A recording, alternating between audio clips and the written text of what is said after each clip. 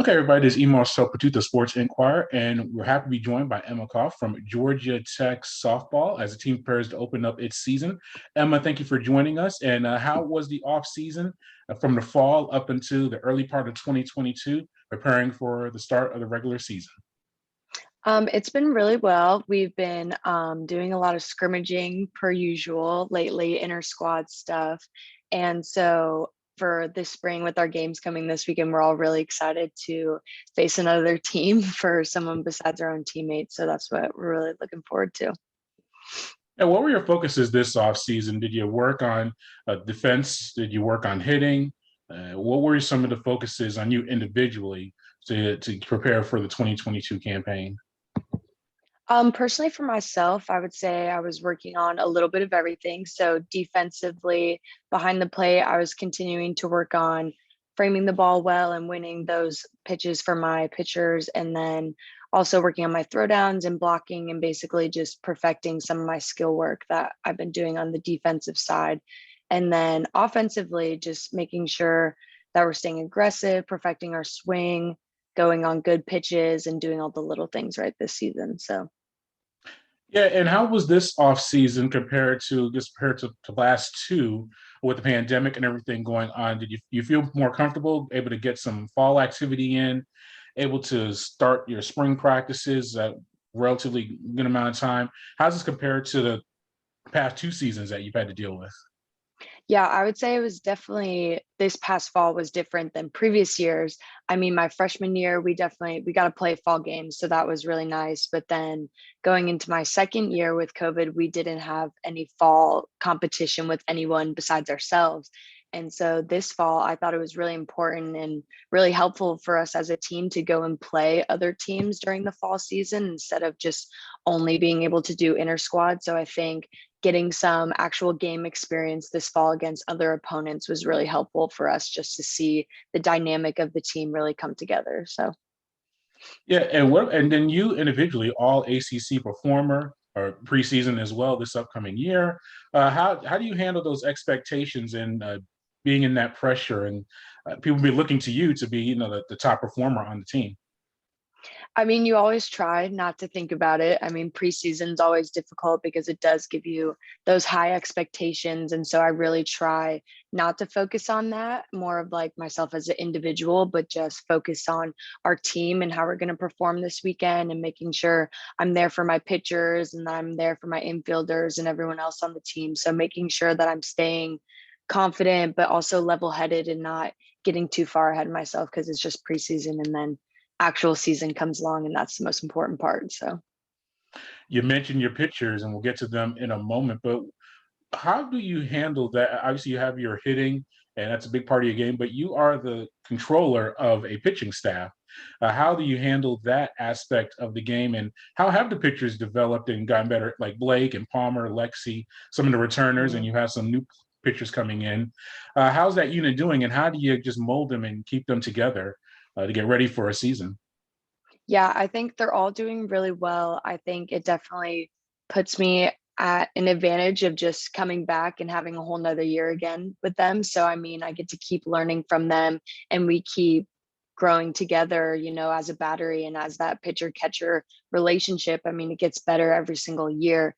And so I think during the off season, that's a really important time where I get to work with each of my pitchers individually because they're all so different on the staff. So it's really important, like knowing your pitchers and knowing what their triggers are and how to calm them down and how to get them back where they need to be. And so it's really important to have that personal relationship with them. And I mean, the off season's the best time for that because that's when we get to do bullpens where I'm with them for 30 minutes for a whole day and just get to switch between pitchers. So Yeah, and how much interaction do you have with Coach Morales and the coaching staff? How much control do they let you have? Do you consult them as far as if a pitcher is doing well or maybe not so well, or certain pitchers are working in this particular moment? How's that interaction as a catcher go between you and the coaching staff? yeah, I think it's really important because sometimes like there's that pitcher catcher relationship, but then we're also kind of communicating between the dugout, especially during game situations, because it's not there's not always that situation where you can call time and actually get to gather together. So I'm sometimes relaying that information to the coaches while they're in the dugout because I'm closer to them and we can communicate on pitches if they're hitting their spots and all that stuff. So I think having that combination, like the trio between all three of us with the coaches, pitcher, and catcher is all really important, making sure we're on the same page and having that good base communication with one another. Now, do you call the pitches? Does the coaching staff? Do you get the audible certain situations? Does the pitcher get to maybe shake you off? How does that dynamic work? I mean, during off season, it's a little different because we're scrimmaging, so we're doing inter squad. So there's some times where pitchers call the games when we're scrimmaging, or I will call the games. But once we get into season, Coach Marty is usually the one sitting on the sideline calling the pitches. So Do you have any ways to alter the pitches, or do you just kind of go with the flow? I'm just interested in that dynamic of how that works. Yeah, there's always the pitchers always have the opportunity to shake a pitch off unless it's, I mean, we don't have another alternative, but we do give the pitchers that freedom to shake pitches off if they're not feeling confident in it. And then that's also an important role for me relaying to the coaches that they're not feeling comfortable in a certain pitch. So we'll try to avoid calling that and try to go to other things. So it's just really a communication between all of us and making sure that our coaches know what our pitchers are feeling comfortable with today and what's working best for them and all that stuff. And how helpful is it to have returners like Blake and Palmer and Lexi, veteran pitchers that have performed extensively in their career, as far as for the Yellow Jackets? So how does that help that dynamic of knowing these pitchers and knowing what they can contribute? Yeah, I think it's really important. It's always nice having those veteran pitchers come back because they can help out the freshmen and the new incoming pitchers. And it just gives that level balance because they have that game experience, which is the most difficult part of the whole game is having that in-game experience because that's when you never know what's going to happen. You have to learn how to handle those situations. And so I think it is really important to have those three coming back, especially Blake, Palmer, Lexi.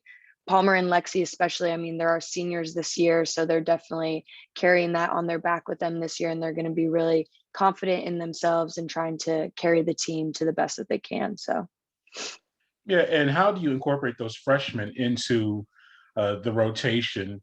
And really, how do you handle this tournament coming up that you're opening up the season with? I think it's 5 games, mhm. hopefully in a 3-day span. How's that going to be for you? Just are you going to try to get every pitcher in there for at least an inning? Are you going to really go with your veterans? How do you think this weekend's going to lay out for you?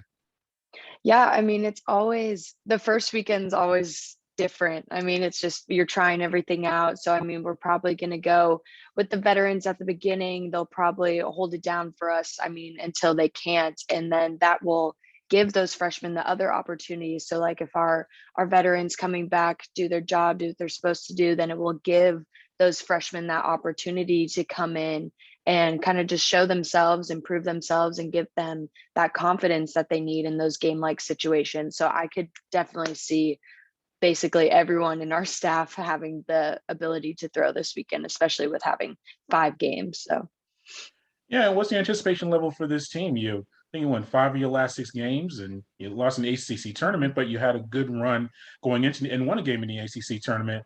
mhm. How's the team looking right now? Is that some positive momentum for the squad as you head into 2022?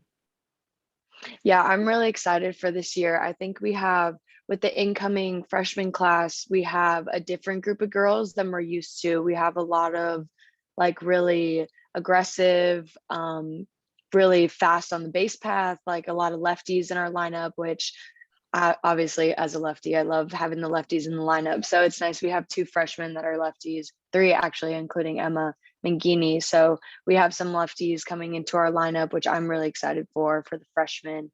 And then it will just be that consistency on the mound that we're really going to be looking for with Blake and Chandler this year, especially just kind of holding it down for us there in the circle. So I'm really excited for that. Well, Emma, thank you for your time. We greatly appreciate it, and we'll catch up later on in the season. Perfect. Thank you so much for having me.